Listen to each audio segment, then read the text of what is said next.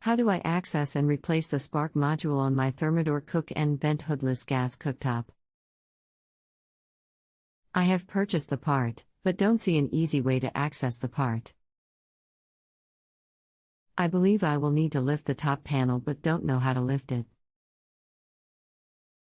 Hello, and thank you for using this service. I'll be helping you with your problem today. So accessing this spark model will be very difficult because it requires a specialty tool that Thermador makes to remove the locking rings holding down all the burner bases.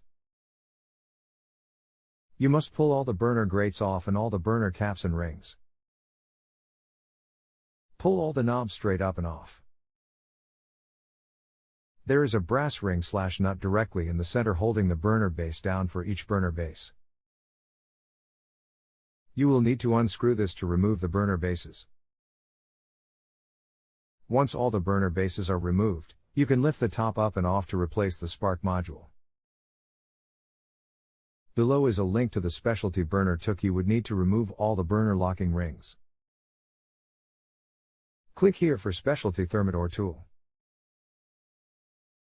If you have a home improvement or appliance question and want to chat with an expert now, visit justanswer.com/ythi.